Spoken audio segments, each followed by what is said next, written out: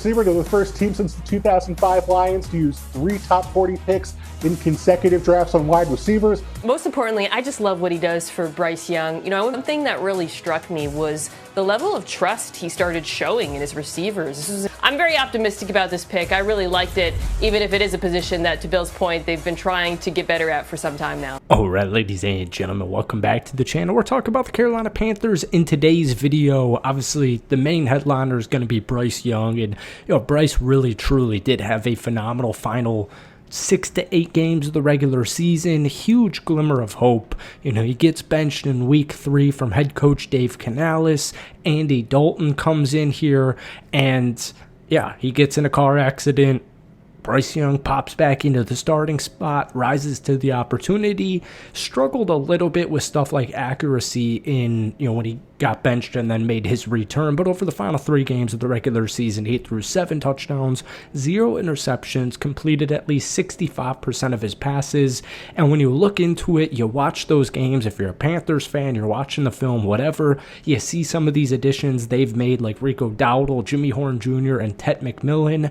And we're all feeling good about the Carolina Panthers offense. And another thing real quick, because usually, I'm not trying to go at the NFL media world in any way, shape, or form, because I do understand the difficulty to it, but I will just say most people, when they bring up Bryce Young and the Carolina Panthers, well, they're not going to have a good 2025, and that's mainly because of their offensive line. It's just not even close. The amount of people I've heard say Carolina's got a bad offensive line this offseason's been crazy. Now, it was rough in 2023, but then one offseason ago, you guys picked up Damian Lewis, Robert Hunt in free agency, and it really, truly transformed the unit. You finished in 2024 7th in PFF's overall offensive line grades, and it gave Bryce Young the protection and time he needed, and that's a huge reason why in the final half of the season we saw Bryce Young look like the franchise guy for the Carolina Panthers. So that brings us to the bigger issue, because people have issues with Bryce Young no matter what Carolina's doing. If Bryce Young looks good and they're not winning games, it all goes back to the quarterback position. So the bigger question for Panthers fans is the defense, all right? Because you're probably thinking Bryce Young's going to be fine. He's going to be a good quarterback. He is a good quarterback. It's going to be fine. Yeah, they need a couple of tweaks here and there, but with time, like we saw in this year's draft, etc., that'll all come with time. But folks, before we get any further into today's video, hit that like button, hit that sub button for daily NFL content. We post a ton of Panthers videos on this channel, so we could try and get this one to 250 likes. It means the absolute world to me. Now, I was reading an article on The Athletic, and they were doing one question for all 32 teams in the NFL. And for Carolina, here was the question: did GM Dan Morgan do enough to address the NFL's worst defense? Now, this is crazy. Carolina was historically bad rush defense this past season. Panthers fans, I don't need to explain it to you. It was really bad. Now, up front, the simple addition of a healthy Derek Brown, getting Bobby Brown III, Tershawn Wharton, Pat Jones, Trevon Moehrig, Princely, Nick Scorton, all these guys should immediately help out the Panthers defense next season. So here's their excerpt on The Athletic for the big question for Carolina. Most experts thought the Panthers would take a defensive player with the 8th pick following a season in Carolina, which allowed the most points in NFL history. Now, real quick side note, I don't agree. I think most Panthers fans and most Panthers experts were anticipating an offensive guy, but it really is neither here nor there. Instead, Morgan gave quarterback Bryce Young another playmaker and former Arizona receiver Ted McMillan. However, it feels like defensive coordinator could use another piece up front after Jadeveon Clowney's release, or in the secondary, either a veteran safety such as Julian Blackmon or Justin Simmons, or a corner to back up Bryce or J.C. Horn and Michael Jackson. So here's the thing. The defensive line, if you guys have been watching this channel all summer, all spring, I've been absolutely huge on Carolina's offseason additions, specifically players like Bobby Brown III, even getting deeper into the draft, Cam Jackson.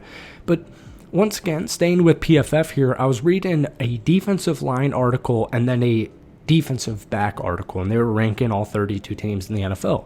They had Carolina clocking in at 28. Now, at face value, I understand why the worst rush defense in NFL history would be the 28th ranked defensive line.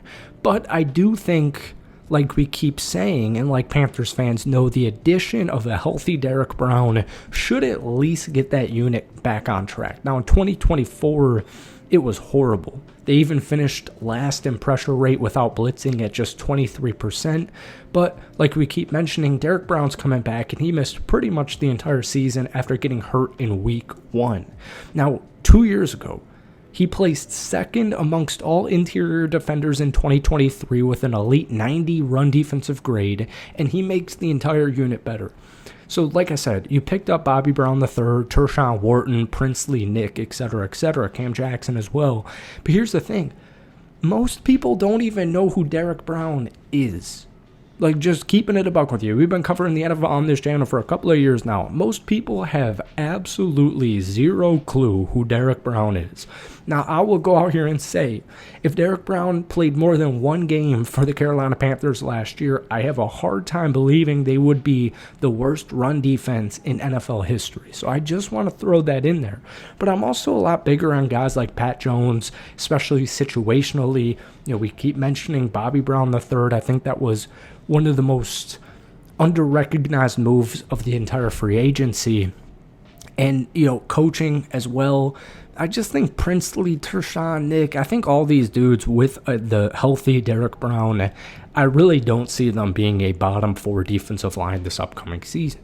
So then, like that article said, we get to the defensive back room. Once again, I found an article from PFF ranking all 32 teams. Secondaries, they had Carolina clocking in at 30. I don't agree with that ranking because I don't think a defensive back room with J.C. Horn being healthy, I don't think that could be ranked 30. I think people under-recognize how good this dude really is. You've got Mike Jackson, who was very solid in coverage last year. I believe he was slightly above average in coverage grade. And then the addition of Trevon Moehrig to come in here at safety. This is one of the best rush defenders at his position, which is crazy to say. So it was clear, like, Carolina, you know, just like Bobby Brown, Tershawn Wharton, they want to stop the run. And that's what Trevon Moehrig comes in. So, you know, I look at it on face value. Mike Jackson, Trevon Moehrig, Damani Richardson, J.C. Horn. You got Smith Wade there, M.J. Devonshire as well. Lathan Ransom, the rookie at safety. I guess I do a little bit understand if they go out there and pick up another safety, because I can understand some hesitation with, you know, second-year Damani Richardson and then a rookie in Lathan Ransom at safety from Ohio State. So I do understand, like, if Carolina were to go out there and pick up Justin Simmons or, Julian Blackmon, like, I would understand that and I would be all for that. But I do think Carolina's defensive woes are being overstated because of the health addition of Derek Brown and all of their free agent and draft acquisitions. Let me know if you agree or disagree with that. Give me a loose defensive projection ranking for Carolina this upcoming season, but that's going to be it from me. Hope you enjoyed it. Hit that like button, hit that sub button, and we'll see you soon. Peace.